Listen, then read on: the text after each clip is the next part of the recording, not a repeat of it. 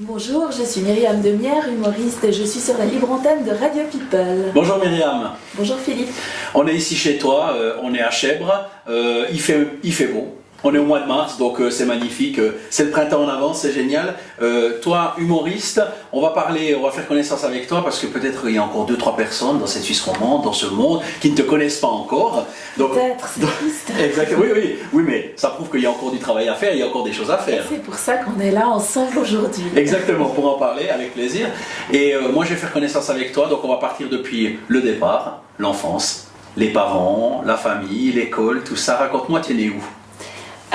Je suis née à Lausanne par une nuit de pluie givrante. Ma mère s'est fait mal accueillir en arrivant à la clinique et enfin voilà. Pourquoi elle s'est fait mal accueillir ? Non mais il voulait la renvoyer, mais comme c'était déjà la croix et la bannière à cause de la pluie givrante pour arriver à la clinique, elle a dit non, n'est pas question, je reste, et je suis née dans la nuit, elle a bien fait de rester quoi, voilà. Donc je suis une fille de l'hiver, c'est pour ça que j'aime le ski. D'accord. Et t'aimes le froid aussi, t'as pas de problème avec le froid ? Non, mais en fait, moi, ce que j'aime surtout, c'est le rythme des saisons. Et j'aime bien le fait que ça change. Et je pourrais pas habiter dans. Enfin, il y a des gens qui disent j'aimerais tellement habiter sous les tropiques, que ce soit l'été toute l'année. Moi, non, pas du tout. C'est bien le printemps, l'automne, quand il pleut, quand il fait. Moi, j'habite dans les vignes, il y a les vendanges. En été, je suis au lac. En hiver, je suis sur les skis. Et puis au printemps, on cachait les œufs dans le jardin avec les enfants. Plus tellement maintenant, mais voilà. T'as des souvenirs précis de ça ? Raconte-moi un peu. Il avait une petite marionnette chat. Le chat venait contrôler si nos mains étaient bien lavées. Qu'est-ce que je pourrais vous dire ? On avait des boîtes de lecture, on faisait la course avec un autre pour être les premiers à arriver au bout des boîtes de lecture. C'était cool d'être petit quand même, hein. C'est cool d'être petit, ouais. C'est magique comme univers, le cirque, c'est fabuleux. Oui, mais maintenant, c'est plus du tout... Alors, puisque je pensais au mariage de raison, maintenant je me suis fait une raison, donc je sais que je ne suis pas faite pour le cirque. Je suis trop vieille, je suis pas assez souple, enfin voilà quoi. Ouais. Donc je me suis lancée dans l'humour. C'est aussi un peu. Voilà. C'est bien aussi. Ben oui, c'est aussi un peu. Les clowns, ça vient du cirque à la base. Si on parle de musique, si je te dis sors-moi une chanson là, comme ça, que t'aimes bien, que t'aimes depuis toujours, que t'aimes depuis longtemps, ou voilà. Alors je vais faire ma sortie chanson promo. Alors ça sera Happy de Pharrell Williams parce qu'on vient de tourner le clip Happy We Are From Vevey. On est en plein dans le montage et c'est moi qui ai produit le clip, donc voilà, ça c'était la petite page de pub.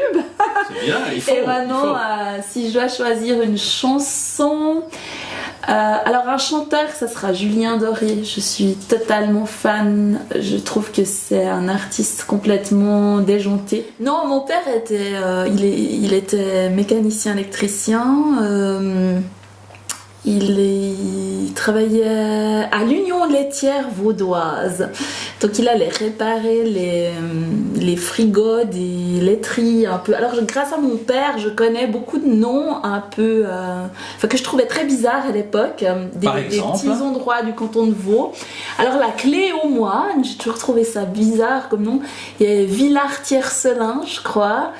Il y avait Vercher-les-Blancs. Ouais. C'était tous ces noms qui intriguent un peu quand plutôt on est des petit, lieux quoi. dits que des villages. C'est ça, exactement. Ouais.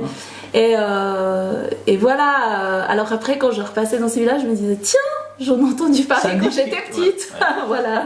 Exactement. J'ai pu avoir des conflits avec ma mère par rapport à la nourriture. Parce que je détestais les endives cuites. Parce que j'aimais pas les tomates et elle beaucoup. Parce que moi j'étais plutôt. Donc on t'obligeait à manger ça et voilà. Tant que l'assiette n'était pas finie, tu sortais pas de table, c'était ça un peu. Mon traumatisme, c'était surtout les endives cuites, quoi. J'ai vécu un gros traumatisme d'enfance par rapport aux endives cuites et je pense que ça serait peut-être bien que les auditeurs fassent une minute de silence par rapport aux endives cuites. Voilà, ce fut une grosse souffrance dans mon enfance. Il y en avait souvent. Non, ça. Mais c'était quoi ?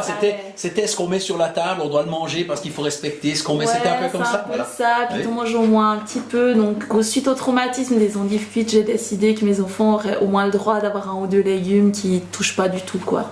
Quand j'ai été enceinte de mon premier, On habitait du côté d'Yverdon, c'était un peu une sorte d'exil loin de Lavaux, et on est revenu habiter ici parce que je travaillais dans une agence de voyage, donc comme je l'ai dit, et j'ai donné ma démission parce que je voulais m'occuper de mes enfants quand ils étaient petits. Pour moi c'était important d'arrêter de travailler puis de m'occuper d'eux. Et là mon mari m'a dit mais recommence le théâtre, parce que j'en avais fait un petit peu à l'école et il sentait que j'avais besoin de ça. Donc j'ai commencé à faire... J'ai fait une année dans une troupe de Vevey amateur qui s'appelle les Globes. Je les connaissais un peu et c'est pour ça que je suis allée là-bas. Suite à ça, il y a eu la fête des vignerons. J'ai eu un rôle parlé dans la fête des vignerons que j'ai obtenu sur audition. Et après, j'ai rejoint une autre troupe amateur à Savuy, sur Lutry, avec laquelle j'ai fait plusieurs spectacles, et notamment le deuxième spectacle que j'ai fait avec eux, j'ai eu une espèce de révélation, parce que c'était Dix petits nègres d'Agatha Christie, et moi j'ai eu le rôle d'Emily Brent, c'est la vieille fille bigote, complètement coincée.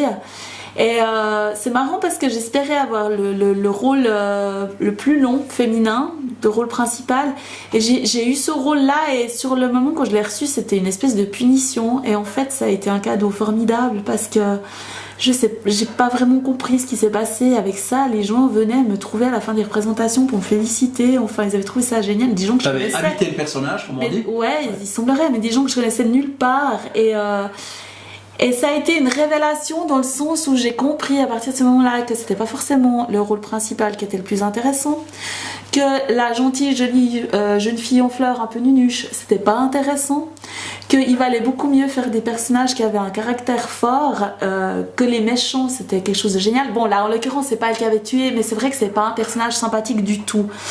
Et depuis je m'éclate. Mais je m'éclate vraiment à faire des rôles de méchants, je trouve ça hyper jouissif quoi. Des rôles un peu... Ouais, après j'ai fait dans une autre pièce, j'ai eu le méchant, j'ai fait une sorcière aussi, enfin voilà, je m'éclate là-dedans quoi, vraiment. Et c'est là que j'ai compris que c'est pas la longueur du rôle qui fait le côté intéressant du rôle, enfin voilà, j'ai appris plein de choses à travers cette pièce. C'était un moment très important dans ma vie je crois. Et... Après, j'avais toujours cette envie de monter seule en scène. Je commençais à écrire des bribes, j'en lisais, je m'auto-censurais, je trouvais nul ce que j'écrivais. J'étais à fond là-dedans. C'était l'idée de l'humour aussi comme vecteur de... Voilà. Oui, depuis très longtemps. Ouais. Mais bon, j'étais pas contente de moi-même. Et j'ai essayé de choper deux copains qui étaient dans cette troupe de sa vie, puis on a monté un trio pendant quelques temps, mais... C'était le copain qui écrivait, moi j'écrivais pas quoi, enfin j'osais pas en fait. T'interprétais en fait. Ouais. Et puis bon c'est vrai que depuis petite aussi j'ai toujours été bonne en comment on appelle ça, en composition et tout rédaction, ça. Ouais, exactement. Et j'ai le souvenir aussi à l'école de com où j'étais vraiment nulle en disserte, et au moment où je me suis réautorisée de repartir dans la prof elle appelait ça des sujets création, enfin des rédactions quoi. À partir de ce moment-là, j'ai mes notes qui ont pris l'ascenseur contre en haut, c'était quelque chose d'assez incroyable quoi.